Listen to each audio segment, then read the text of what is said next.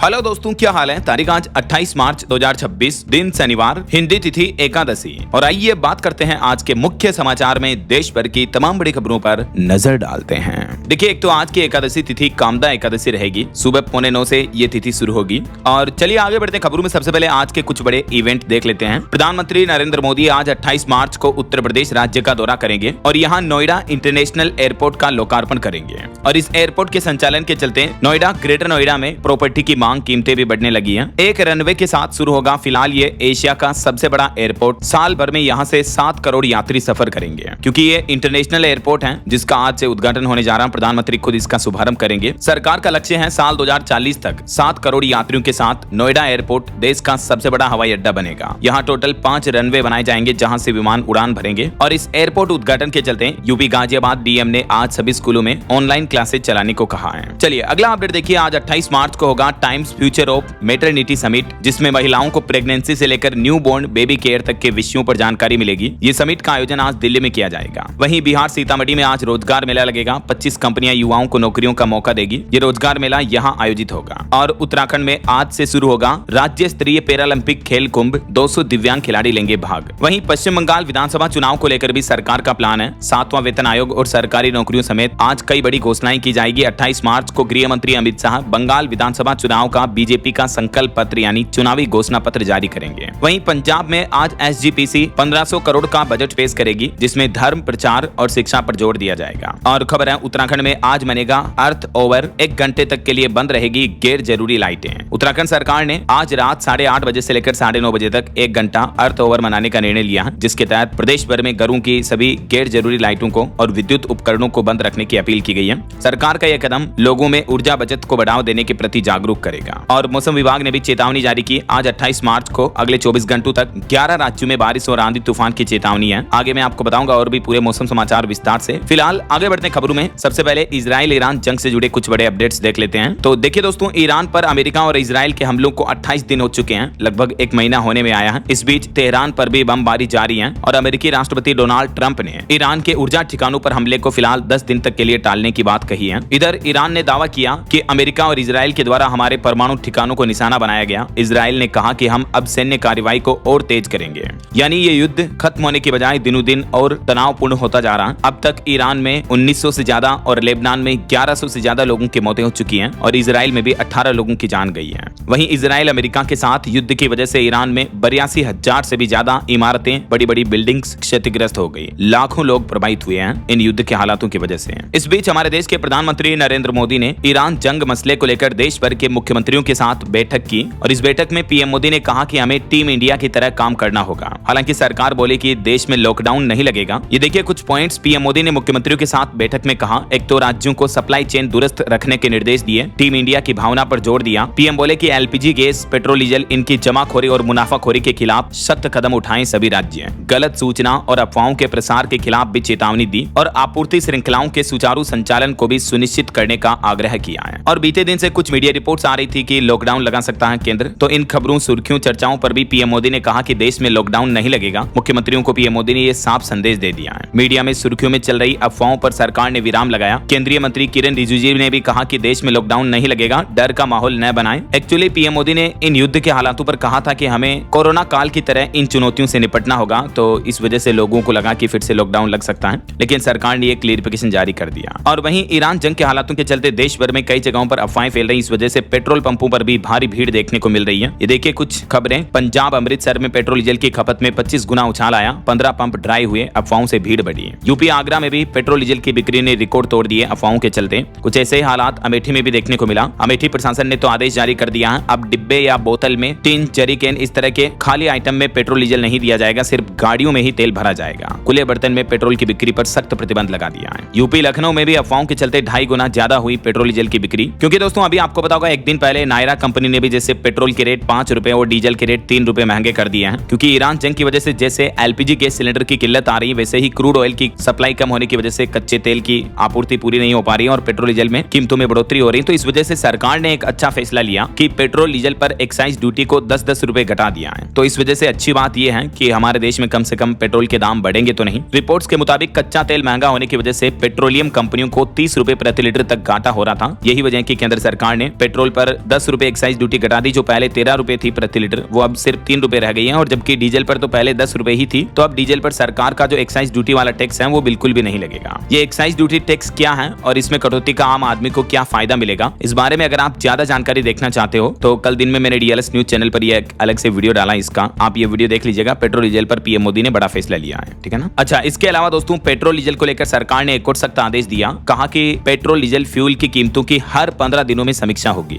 Energy crisis के बीच CBIC का chairman का भी ये बयान देखने को मिला। और एलपीजी गैस पर भी सरकार ने एक और राहत दी है, अब कॉमर्शियल एलपीजी सिलेंडर का कोटा 50% से बढ़ाकर 70% कर दिया है। स्टील, ऑटो और टेक्सटाइल सेक्टर को प्राथमिकता दी जाएगी। रेस्टोरेंट के बाद बड़े उद्योगों को 20% अतिरिक्त सप्लाई करेगी अब केंद्र सरकार। ये देख सकते हैं आप, इस बारे में सरकार ने ये पेट्रोलियम और प्राकृतिक गैस मंत्रालय ने नोटिस भी जारी किया। और वहीं दोस्तों इन जंग के हालातों के बीच हमारे भारत के जम्मू कश्मीर से लोगों ने चंदा इकट्ठा किया और ईरान में जो मदद भेजी, तो इस पर ईरान बोला कि भारतीय बच्चों का गुल्लक दान हम कभी नहीं भूलेंगे, ये हमारे लिए प्यार भरा तोहफा है। मिसाइलों पर थैंक यू इंडिया लिख करके उन मिसाइलों को इजराइल पर छोड़ा ईरान ने। चलिए अगली बड़ी खबर देखिए, प्रधानमंत्री नरेंद्र मोदी के साथ मिलकर इस जंग को निपट लेंगे। ईरान संकट के बीच अमेरिकी राष्ट्रपति डोनाल्ड ट्रंप का भी ये संदेश, ये नया बयान सामने आ रहा है। वहीं महंगाई पर बड़ी खबर आ रही कि पश्चिम एशिया युद्ध का असर अब आपकी जेब पर देखने को मिलेगा। नमकीन, मिठाई और पानी की बोतलें भी महंगी होगी क्योंकि सप्लाई बाधित है दुनिया भर में एक्सपोर्ट इंपोर्ट की, तो इसका असर अब महंगाई पर देखने को मिलेगा। और खबर तो ये भी आ रही कि पश्चिम एशिया युद्ध के कारण कच्चे माल की कीमतों में 300% तक का उछाल आया। इस वजह से मेडिकल की दवाइयां भी महंगी होने और सप्लाई कमी होने की आशंका है। इस बीच ईरान ने एक और बयान जारी किया, कहा कि अब तो हम किसी भी जहाज को हॉर्मुज रूट से गुजरने नहीं देंगे। आईआरजीसी ने हॉर्मुज स्ट्रेट रूट को कंप्लीटली बंद कर दिया है और यूएस और इजराइल को कड़ी चेतावनी भी दी है। और इधर हमारे देश के विदेश मंत्रालय का कहना है कि हॉर्मुज रूट पर जो जहाज खड़े हैं, खाड़ी क्षेत्र में फंसे 20 जहाज और उन पर सभी 540 लोग सुरक्षित हैं। वहीं मिडिल ईस्ट संकट के बीच केंद्र सरकार ने एक और बड़ा फैसला लिया। देश के रक्षा मंत्री राजनाथ सिंह की अगुवाई में इंटर मिनिस्ट्रियल ग्रुप का गठन हुआ है और ये जो ग्रुप है ये हमारे देश में ऊर्जा सुरक्षा, तेल गैस आपूर्ति और आर्थिक स्थिरता पर मध्य पूर्व संकट के प्रभावों की निगरानी करेगा। वहीं बड़ी खबर आ रही है, आईडीएफ ने भी ईरान के 9 सैनिक हथियार केंद्र पर भी बमबारी की, जिससे ईरान के मिसाइल उत्पादन ठिकानों को भारी नुकसान पहुंचा है। आईडीएफ यानी इजरायली सेना ने ईरान के नेवी हथियार केंद्र पर यह बड़ा हमला किया है। तो ये कुछ जंग के हालात चल रहे हैं। और चलिए आगे बढ़ते हैं अपन खबरों में। देखिए अगली खबर, राजधानी दिल्ली में शिक्षा निदेशालय ने नया आदेश जारी किया। अब स्कूल में कक्षा में रील्स बनाने या शॉर्ट वीडियो बनाने पर रोक लगा दी गई है। न सिर्फ स्टूडेंट के लिए बल्कि शिक्षकों को लेकर भी सख्त नियम लागू कर दिया है। दिल्ली शिक्षा विभाग का कहना है कि यह कदम पढ़ाई के माहौल को प्रभावित करने वाली शिकायतों के बाद उठाया गया है। तो छात्र, शिक्षक, कर्मचारी कोई भी इस तरह की वीडियो नहीं बना पाएंगे। ऐसा कुछ इसी तरह का नियम उत्तर प्रदेश में भी 1 अप्रैल से लागू होने जा रहा। स्कूलों में अब स्टूडेंट के मोबाइल लाने पर पूरी तरह से रोक रहेगी।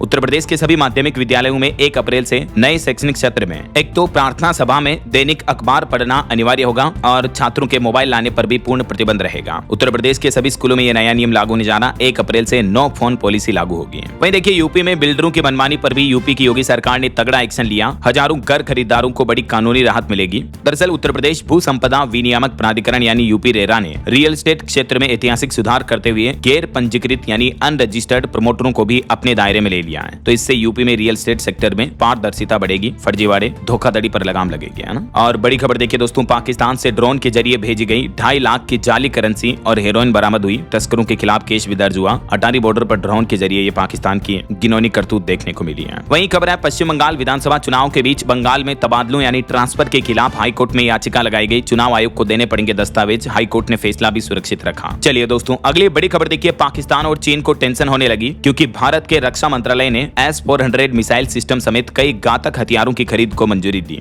दुनिया में चल रहे तनाव के बीच केंद्र सरकार ने लगभग 2.5 लाख करोड़ रुपए के नए रक्षा प्रस्ताव मंजूर किए हैं और इसके तहत एक तो हमारी इंडियन एयरफोर्स को S-400 मिसाइल डिफेंस सिस्टम मिलेगा, आर्मी को धनुष गन सिस्टम मिलेंगे। कुल मिलाकर इन नए हथियारों से हमारी भारतीय सेना की ताकत में इजाफा यानी बढ़ोतरी होगी। रक्षा मंत्रालय ने 2.38 लाख करोड़ के रक्षा सौदों पर मुहर लगा दी है। इंडियन आर्मी को क्या क्या नए वेपन्स मिलेंगे ये कुछ डिटेल्स जानकारी भी आप देख सकते हैं। तो सेना को नए हथियारों से ताकत बढ़ेगी, कम्युनिकेशन सिस्टम मजबूत होगा, सर्विलांस निगरानी मजबूत होगी, है ना। इसके साथ ही भारतीय सेना 800 किलोमीटर रेंज वाली ब्रह्मोस क्रूज मिसाइल भी खरीदेगी। अभी इन मिसाइल की रेंज 450 किलोमीटर है, जिनका इस्तेमाल ऑपरेशन सिंदूर में भी हुआ था। तो अभी इंडियन आर्मी ये नई मिसाइल भी खरीदने जा रही है। चलिए अगली बड़ी खबर देखिए देखिए दोस्तों, अब अमेरिकी डॉलर पर होंगे ट्रंप के हस्ताक्षर। 165 सालों में पहली बार अमेरिका के नोट पर होगा सिटिंग प्रेसिडेंट का नाम। जी हां, डोनाल्ड ट्रंप अब अमेरिका में चलने वाले डॉलर के नोटों में बड़ा बदलाव करने जा रहे हैं, जिन पर राष्ट्रपति ट्रंप का हस्ताक्षर होगा। अब नए कागजी नोटों पर छपेगा डॉलर, जो कि अमेरिका के इतिहास में ऐसा पहली बार होने जा रहा है। डॉलर पर दिखेगा ट्रंप सिग्नेचर। इसके अलावा अमेरिका में चलने वाले 24 कैरेट गोल्ड कॉइन पर भी अब ट्रंप की फोटो होगी। देखिए, मतलब ट्रंप अब अमेरिका में तानाशाह की तरफ फैसले लेने लगे हैं। चलिए, सोना चांदी के भाव पर खबर आ रही दोस्तों। सोने में 3,263 रुपए की और चांदी में 13,000 रुपए की एक बार फिर से भारी गिरावट देखने को मिली। ईरान जंग की वजह से पिछले 28 दिन में सोना 16,000 रुपए तक सस्ता हो चुका है, जबकि चांदी 45,000 रुपए तक नीचे आ चुकी है। इस गिरावट के बाद अभी चांदी का भाव 2,22,000 रुपए प्रति किलो ही रह गया, जबकि गोल्ड का प्राइस 1,43,000 रुपए प्रति 10 ग्राम चल रहा है।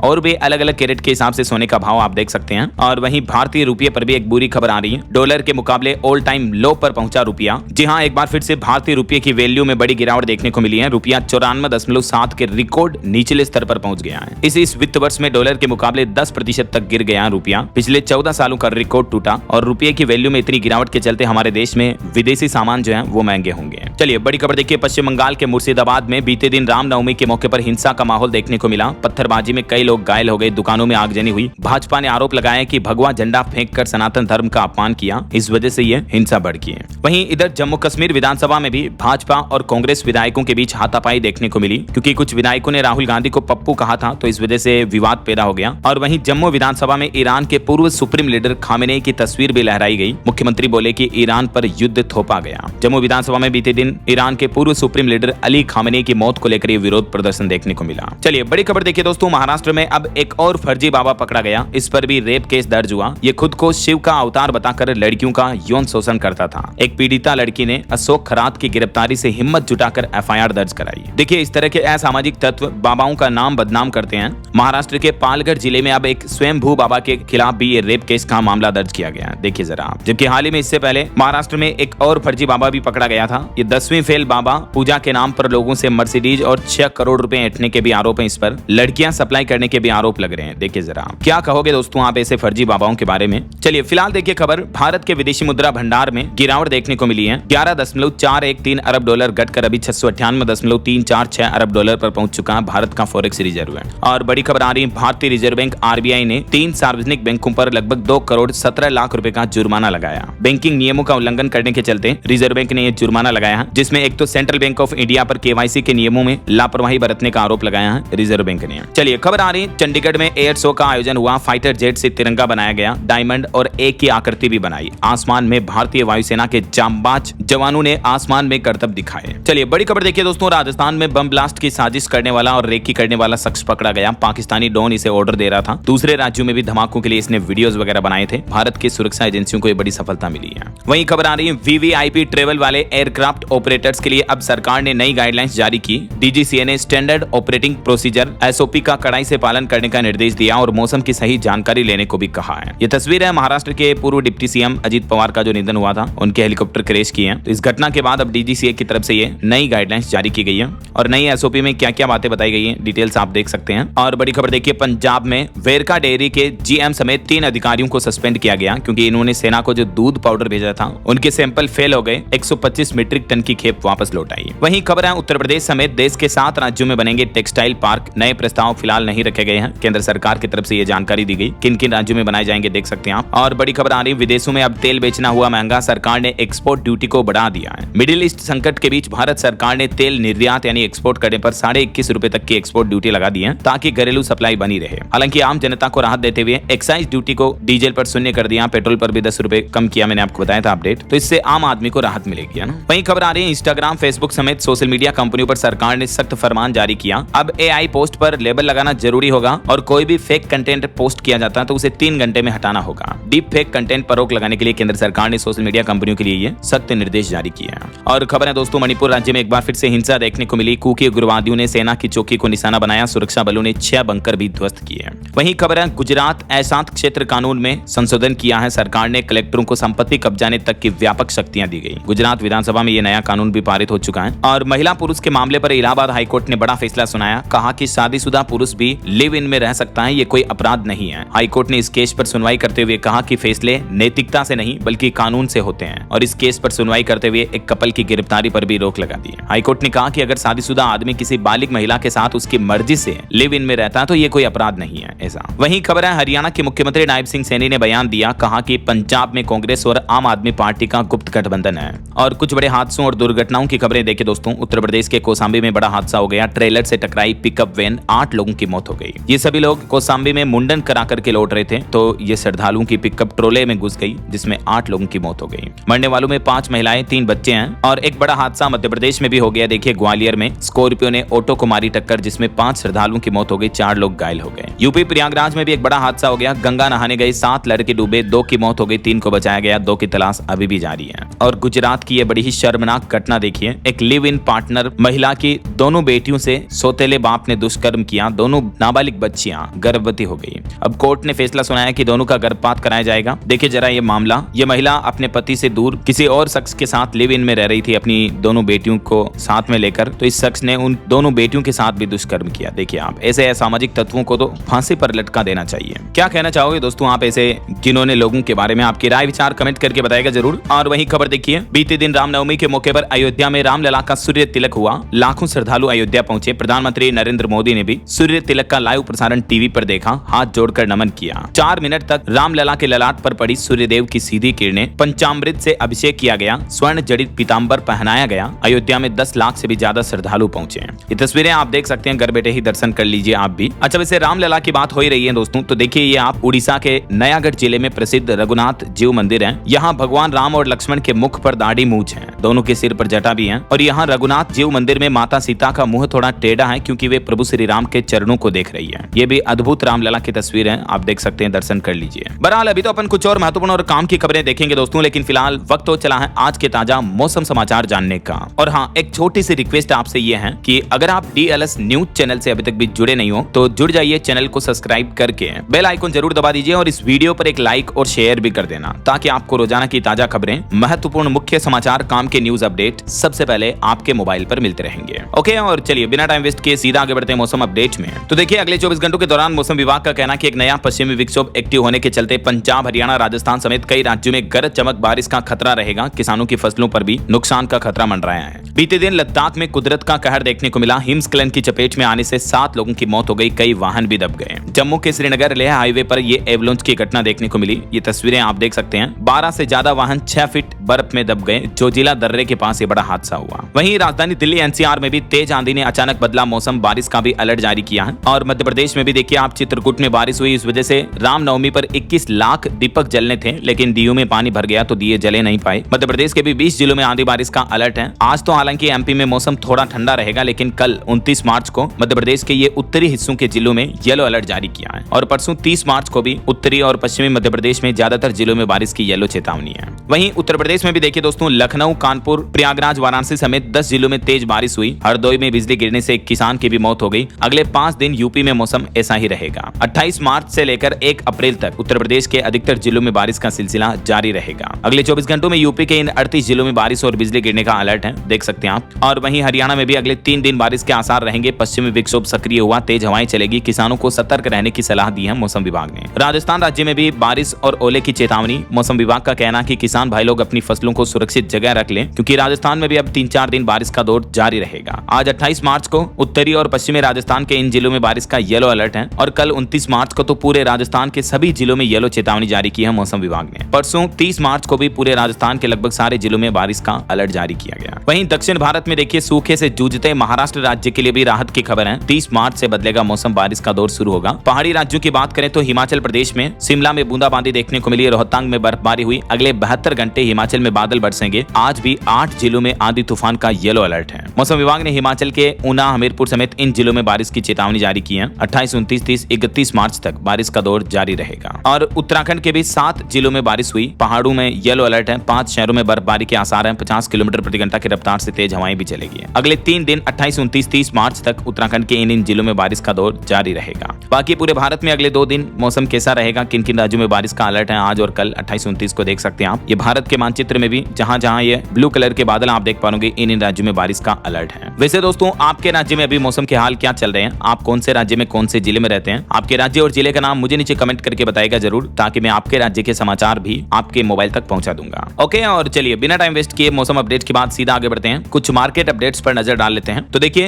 युद्ध के हालातों के बीच भारतीय शेयर बाजार में बीते दिन भी बड़ी गिरावट देखने को मिली। सेंसेक्स 1690 अंक गिरकर 73,583 पर आया। निफ्टी भी 486 अंक टूटा। हालांकि मार्केट एक्सपर्ट्स का कहना है कि प्रतिकूल परिस्थितियों के बावजूद भी भारतीय शेयर बाजार में अब और गिरावट की गुंजाइश कम है, क्वालिटी स्टॉक में बाइंग आ सकती है ऐसा। और खेल समाचार से खबर है, बंगलुरु हादसे के कारण इस बार पहली बार आईपीएल में ओपनिंग सेरेमनी नहीं होगी, फाइनल में फिर ग्रैंड क्लोजिंग सेरेमनी होगी। और बॉलीवुड से खबर देखिए, फिल्म वाराणसी के लिए एसएस राजामौली ने रची विशाल सिनेमाई दुनिया। रत्नेश्वर मंदिर से घाटों तक 6 एकड़ में बना काशी, बारीक डिटेलिंग के साथ ये सेट्स बनवाए गए हैं, तस्वीरें आप देख सकते हैं। और फिल्म धुरंधर 2 ने भी पठान को पीछे छोड़ा, सबसे ज्यादा कमाई करने वाली छठी भारतीय फिल्म बन चुकी है धुरंधर 2। मूवी का वर्ल्ड वाइड कलेक्शन अब तक 1067 करोड़ हो चुका है। वहीं खबर है, क्योंकि सास भी कभी बहू थी, ये शो बंद नहीं होगा। मेकर्स का कहना कि रिप्लेस होने की खबरें अफवाह हैं। और कुछ टेक न्यूज से अपडेट देखिए, OnePlus ने बढ़ाया अपना सर्विस का दायरा, अब 400 के बजाय 600 होंगे सर्विस सेंटर OnePlus के। और WhatsApp पर भी आपको कुछ नए फीचर्स मिलेंगे। एंड्रॉइड और iOS के बीच चैट ट्रांसफर करना आसान हुआ। आईफोन पर भी चलेंगे WhatsApp के 2 अकाउंट। वहीं एप्पल ने बंद किया अपना सबसे पावरफुल मैक प्रो, अब इसका कोई नया मॉडल नहीं आएगा। और Redmi Note 15 Pro फोन भी लॉन्च हो चुका, 27,000 की कीमत है इसकी। चलिए अगली खबर देखिए दोस्तों, इच्छा मृत्यु पर खबर आ रही है कि स्पेन का ये मामला है। अपने ही पिता से भी कानूनी लड़ाई लड़ने के बाद एक लड़की को इच्छा मृत्यु मिली। जब ये छोटी थी तब चाइल्ड केयर सेंटर में इनके साथ रेप हुआ। पिछले 3 साल से तो ये व्हील चेयर पर थी। स्पेन में 25 साल की इस लड़की को कोर्ट ने इच्छा मृत्यु की इजाजत दे दी है। हमारे भारत में तो हाल ही में इस तरह का पहला मामला आया था, लेकिन स्पेन में तो पिछले 3 साल में 1123 लोगों को इच्छा मृत्यु दी गई।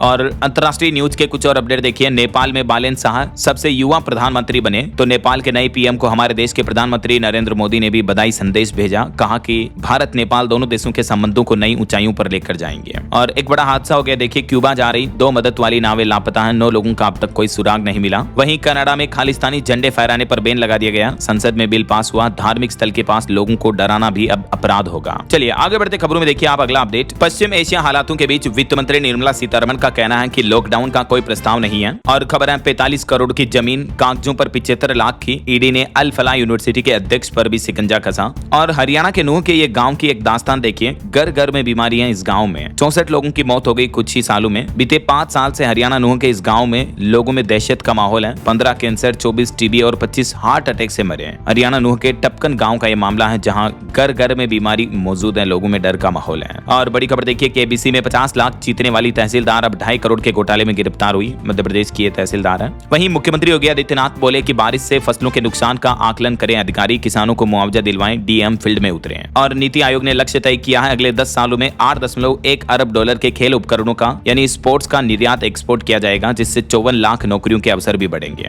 और एक रिपोर्ट आ रही है कि परिवहन बाधित होने से बड़ा हीलियम का संकट भी, जिससे चिप उद्योग प्रभावित होंगे। हाईटेक उद्योगों पर भी सीधा असर पड़ेगा। जो ईरान इजराइल पश्चिम एशिया में संघर्ष वगैरह चल रहा है, उसका असर दिखेगा। और एक बड़ी चिंताजनक रिपोर्ट देखिए दोस्तों, मौसमी आपदाओं के बीच जलवायु संकट को कम समझना खतरनाक हो सकता है। वैश्विक कवरेज 2025 में 14% घटी है। जागरूकता जरूरी है, क्योंकि दिनों दिन जलवायु परिवर्तन बढ़ रहा है, दुनिया भर में गर्मी बढ़ रही है। इस बीच यूनिवर्सिटी ऑफ कोलोराडो के वैज्ञानिकों की ताजा अध्ययन में ये चौंकाने वाला खुलासा सामने आ रहा है। और महिला आरक्षण पर सरकार ने अपडेट दिया, कहा कि फॉर्मूला बनकर तय हो चुका है, इसमें ओबीसी कोटा नहीं होगा। लोकसभा सीटों में 50% बढ़ोतरी के साथ 2029 चुनाव से राजनीति में यह महिला आरक्षण लागू होगा। वहीं खबर है, प्रधानमंत्री नरेंद्र मोदी 5 अप्रैल से पश्चिम बंगाल में शुरू करेंगे चुनाव प्रचार। आज गुवाहाटी में रोड शो भी करेंगे गृह मंत्री अमित शाह। और बंगाल चुनाव पर एक और अपडेट आ रहा है, बंगाल में दूसरी पूरक मतदाता सूची आज जारी होने की संभावना है। और आपकी सेहत को लेकर एक चिंताजनक रिपोर्ट सामने आ रही है कि हृदय रोग के 10 में से 7 मरीज कर्ज तले दब रहे हैं। इलाज का खर्च लाखों रुपए लग रहा है। कर्ज में डूबे परिवार, आर्थिक संकट बढ़ रहा है। हार्ट से जुड़ी बीमारियों को लेकर भारत में ये चौंकाने वाली रिपोर्ट सामने आ रही है। वहीं सरकार का कहना है कि देश में पेट्रोल, डीजल व एलपीजी की कोई कमी नहीं है। पश्चिम एशिया संकट गहराने के बाद एक बार फिर से सरकार का यह बयान सामने आया। और सेमीकंडक्टर सप्लाई चेन पर अमेरिका ने भी एक बड़ा दांव खेला। $250 मिलियन का पैक सिलिका फंड भी लॉन्च किया अमेरिकी विदेश विभाग ने। और भारत में एक रिपोर्ट सामने आ रही है कि घर खरीदना आसान होगा, कमाई बढ़ने से कीमतों में तेजी का असर नहीं पड़ेगा, ईएमआई का बोझ भी घटेगा। सीबीआरआई की रिपोर्ट में दावा किया गया है। और सरकार ने भी रिपोर्ट्स में दावा करते हुए बताया कि पिछले साल 2025 में में भारत में बेरोजगारी दर घटकर 3.1% रह गई। गाँव में सुधार हुआ, स्थायी नौकरियों में बढ़ोतरी हुई। वहीं लोकसभा में 3 विधेयकों पर जेपीसी की रिपोर्ट के लिए समय सीमा को बढ़ाया गया। जेल जाने पर व्यक्ति को पद से हटाने का भी इसमें प्रावधान है। और महाराष्ट्र के मुख्यमंत्री फडणवीस ने चेतावनी दी, कहा कि खरात मामले में पीड़ितों के वीडियो प्रसारित करने वालों की केयर नहीं। ढोंगी बाबा अशोक खरात को लेकर ये महाराष्ट्र के मुख्यमंत्री का सख्त निर्देश है। वहीं खबर है कि ट्रंप के ईरान युद्ध से बदला समीकरण, भारत ने रूस संग बढ़ाई नजदीकी, आयातित कच्चे तेल की मात्रा जल्द ही रूस से दुगुनी की जाएगी। चलिए अगली खबर देखिए। डायबिटीज के मरीज जरा ध्यान दें, वैज्ञानिकों को मिला दिमाग के अंदर शुगर कंट्रोल करने वाला एक मास्टर प्रोटीन। हालिया वैज्ञानिकों में अध्ययन में यह पता चला कि डायबिटीज की दवा मेटफॉर्मिन लीवर के बजाय सीधे दिमाग के जरिए ब्लड शुगर को नियंत्रित करती है। और सुप्रीम कोर्ट का बड़ा कदम देखिए, यूपी गैंगस्टर एक्ट की वैधता अब 3 जजों की पीठ के पास होगी। इसमें केंद्र सरकार को भी पक्षकार बनाया है सुप्रीम कोर्ट ने। वहीं अमृत भारत योजना के तहत राजधानी दिल्ली के 13 रेलवे स्टेशनों का होगा मेगा रीडेवलपमेंट, यात्रियों को मिलेगी आधुनिक सुविधाएं। उत्तर प्रदेश के मुख्यमंत्री योगी आदित्यनाथ ने एक नया आदेश जारी किया। निजी अस्पतालों को अब बताना होगा मरीजों का इलाज करने वाले डॉक्टर का नाम, नियम तोड़ने पर हॉस्पिटल का पंजीकरण भी रद्द किया जाएगा। यूपी के सभी अस्पतालों के लिए सख्त नया नियम लागू हो चुका है। और खबर है हिमाचल प्रदेश में अब प्राइवेट स्कूलों की मनमानी फीस पर लगेगी लगाम, नियमों को बदलने की तैयारी में है सुक्खू सरकार। और यूपी में सीनियर सिटीजन्स के लिए खुशखबरी, नोएडा पासपोर्ट केंद्र में नहीं लगानी होगी लंबी लाइन, 15 मिनट में काम हो जाएगा। सीनियर सिटीजन्स के लिए स्पेशल टोकन व्यवस्था की गई है। वहीं खबर है गूगल टीवी पर अब दिखेगा लाइव स्पोर्ट्स स्कोर कार्ड, 3 नए फीचर्स का ऐलान किया है गूगल कंपनी ने। और एक बड़ी आपको सावधान करने वाली खबर बताता हूं, देखिए आप मात्र ₹1 का सब्सक्रिप्शन खाली कर सकता है आपका बैंक खाता। हरियाणा पुलिस ने एडवाइजरी जारी की। आजकल मोबाइल ऐप के जरिए साइबर ठगी के मामले तेजी से बढ़ रहे हैं, खास करके फ्री ट्रायल और ₹1 के सब्सक्रिप्शन के नाम पर। तो हरियाणा पुलिस ने लोगों को ऐसे फर्जी एप्स डाउनलोड करने को लेकर सतर्क रहने की अपील की है। वहीं खबर है पीएम मोदी की मिमिक्री करने वाले शिक्षक के निलंबन पर रोक लगाई गई। हाईकोर्ट ने तल्ख टिप्पणी करते हुए कहा कि यह सस्पेंशन सिंड्रोम है। और देखिए डीडीए यानी दिल्ली विकास प्राधिकरण ने रचा इतिहास। इस वित्त वर्ष में बेचे 11,000 से ज्यादा फ्लैट, भारी छूट के साथ बुकिंग भी शुरू हुई। वहीं खबर है हरियाणा के 872 बुजुर्ग करेंगे रामलला के दर्शन, सरकार खर्च करेगी 1,34,00,000 रुपए, फ्री में मिलेगी सभी सुविधाएं। मुख्यमंत्री तीर्थ यात्रा योजना के तहत हरियाणा सरकार ने यह नए चरण की शुरुआत की है। मध्य प्रदेश में 1 अप्रैल से महंगी होगी प्रॉपर्टी, गाइडलाइन में औसतन 16% तक की बढ़ोतरी की गई। निर्माण लागत में भी इजाफा किया गया। तो मध्य प्रदेश में अब अप्रैल से ही मकान, जमीन, प्लॉट, प्रॉपर्टी वगैरह खरीदना महंगा हो जाएगा। और भी ज्यादा डिटेल्स आप देख सकते हैं इसके बारे में। वहीं खबर है मध्य प्रदेश में शासकीय कर्मचारियों और पेंशनर्स को भी सरकार ने बड़ी राहत दी है। जल्द लागू होगी 20 लाख तक केसलेस स्वास्थ्य बीमा योजना भी।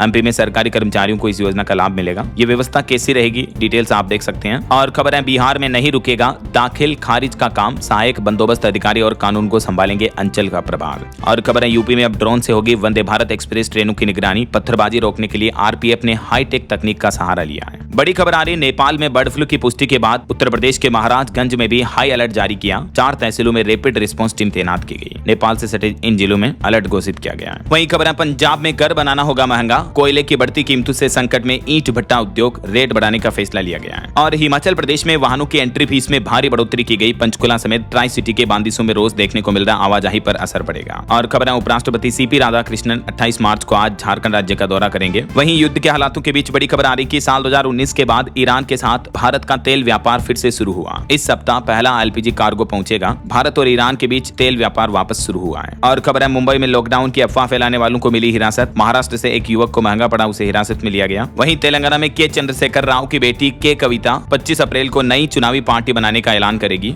और कांग्रेस से सोनिया गांधी की तबीयत में सुधार हुआ, 1 या 2 दिन में उन्हें अस्पताल से छुट्टी मिल जाएगी। चलिए आगे बढ़ते खबरों में देखिए आप अगला अपडेट। उत्तर प्रदेश के 4 जिलों में बनेंगे 6 हाईटेक हॉस्टल, अनुसूचित जाति के छात्रों को मिलेगी बड़ी सौगात। योगी आदित्यनाथ सरकार की तरफ से बड़ी घोषणा की गई है। इस योजना के तहत जौनपुर, सुल्तानपुर और हाथरस में 1-1 छात्रावास और फिरोजाबाद में 3 छात्रावास बनाए जाएंगे। और खबर है यूपी में किरकिरी के बाद सरकार ने पुच एआई के साथ 25,000 करोड़ रुपए का समझौता करार भी रद्द किया है। ये स्टार्टअप कंपनी के साथ यूपी सरकार का जो समझौता हुआ था उसे कैंसिल कर दिया है। और यूपी वासियों के लिए कुछ और अच्छी खबरें देखिए आप। उत्तर प्रदेश के 6 जिलों में बनेंगे इलेक्ट्रिक बस चार्जिंग स्टेशन और इस योजना के लिए 12.5 करोड़ रुपए के बजट की पहली किस्त भी जारी हुई। इन जिलों में ये इलेक्ट्रिक चार्जिंग बस स्टेशन बनाए जाएंगे। वहीं उत्तर प्रदेश में घर दुकान खरीदने का नियम भी बदल चुका है। संशोधन से खरीदारों को बड़ी राहत मिलेगी। यूपी रेरा ने ऐप पंजीकृत प्रमोटरों को भी अपने दायरे में ले लिया है। इस नियम की विस्तृत जानकारी अभी मैंने आपको बताई थी। और एक अच्छी खबर है यूपी में निवेशकों को उनकी दहलीज पर मिलेगा skilled man power. Invest UP और कौशल विकास मिशन के बीच भी यह समझौता करार हुआ है। और बड़ी खबर आ रही है उत्तर प्रदेश में बिजली उपभोक्ताओं को बड़ा झटका लग सकता है। 2.5 लाख लोगों के 5 करोड़ डूबने की तैयारी है यूपी बरेली में। बिजली उपभोक्ताओं ने एकमुश्त समाधान योजना के तहत पंजीकरण के बाद भी जो बकाया जमा नहीं किया तो उन्हें 31 मार्च तक भुगतान का अंतिम मौका दिया गया है। और योगी सरकार एक्शन में आई। यूपी बरेली मंडल में 12 पुलों के लिए 20 करोड़ की भारी भरकम धनराशि मंजूरी की गई। वहीं उत्तर प्रदेश स्वास्थ्य विभाग ने भी बड़ा फैसला लिया है। अब यूपी के अस्पतालों को 7 सज्जा और दवा खरीद के लिए 40 करोड़ का अलग से बजट रखा गया है। और यूपी प्रयागराज संगम नगरी को मिली 11 नई इलेक्ट्रिक बसों की सौगात। अब बिना शोर और प्रदूषण के लोग पहुंचेंगे लखनऊ अयोध्या तक। इस रूट पर चलेगी ये बसें। चलिए कुछ और स्टेट न्यूज अपडेट देख लेते हैं फटाफट से। देखिए आप, राजस्थान राज्य पर रिपोर्ट सामने आ रही है कि राजस्थान की पुलिस हिरासत में हुई मौतों के मामले में दूसरे नंबर पर रही। बिहार के बाद इस साल 18 मौतों के साथ टॉप सूची में शामिल हुई। और राजस्थान जोधपुर के भगत की कोठी में बनेगा कोचिंग हब। रेलवे स्टेशन भी अत्याधुनिक मेगा टर्मिनल में कन्वर्ट किया जाएगा। 397 करोड़ के नए बजट की मंजूरी मिली। वहीं देखिए मध्य प्रदेश में भोपाल समेत कई जिलों में फिर से गैस सिलेंडर की क्राइसिस की कतार देखने को मिली। पेट्रोल खपत भी 25% तक बढ़ी है। और रामनवमी के मौके पर भी एमपी सरकार ने 2500 करोड़ रुपए का और कर्ज लिया। छत्तीसगढ़ कोरबा में आज से बागेश्वर धाम कथा करेंगे। और वहीं देखिए मुख्यमंत्री योगी आदित्यनाथ ने गोरखपुर का दौरा किया। इस दरमियान सीएम योगी को एक 5 साल की छोटी बच्ची ने बुलडोजर टॉय गिफ्ट दिया। तो गिफ्ट लेकर मुख्यमंत्री भी हंस पड़े। उन्होंने कहा कि मन लगाकर पढ़ाई करना। फिर उस बच्ची के पांव भी धोए सीएम योगी ने। तस्वीरें आप देख सकते हैं। वहीं खबर आ रही 30 मार्च को एमएलसी पद से इस्तीफा देंगे बिहार के मुख्यमंत्री नीतीश कुमार। और हरियाणा में पहली बार देश की रोड सेफ्टी पर मंथन हुआ। संगोष्ठी में 350 से ज्यादा विशेषज्ञ पहुंचे। मुख्यमंत्री बोले कि सड़क सुरक्षा हम सब की नैतिक जिम्मेदारी है। चलिए कुछ एजुकेशनल अपडेट्स देखिए दोस्तों। टीएमबीयू में यूजी छात्रों के लिए इंटर्नशिप अनिवार्य हुई बिहार की इस यूनिवर्सिटी में। और वहीं मध्य प्रदेश में अब 29 अप्रैल को होगी सब इंस्पेक्टर की मुख्य परीक्षा। यूपी बोर्ड से भी कुछ निर्देश आए हैं कॉपियां चेक करने वाले शिक्षकों को कि अगर लिखावट संदिग्ध लगे या आंसर कुछ गड़बड़ लगे तो हैंडराइटिंग विशेषज्ञ की मदद लें। ऐसा चलिए अगली खबर देखिए। पंजाब में मेडिकल कॉलेजों का नर्सिंग स्टाफ हड़ताल पर है। सरकार ने लागू किया एस्मा कानून। तुरंत काम पर लौटने के आदेश दिए मेडिकल एजुकेशन विभाग की तरफ से। वहीं बिहार में भी हड़ताली राजस्व अधिकारियों पर सरकार ने सख्त आदेश जारी करते हुए डिप्टी सीएम सिन्हा बोले कि सेवाएं बाधित करना पूरी तरह से अस्वीकार्य है। तुरंत काम पर लौटें वरना तनख्वाह वेतन काटा जाएगा। और प्रधानमंत्री नरेंद्र मोदी जल्द ही उत्तराखंड राज्य का दौरा करेंगे। यहाँ कई योजनाओं का लोकार्पण और शिलान्यास करेंगे। हिमाचल प्रदेश में खबर आ रही कि विद्यार्थियों की शून्य संख्या वाले 36 प्राइमरी स्कूल बंद किए गए। 3 मिडिल स्कूल को मर्ज किया गया। अधिसूचना जारी हुई।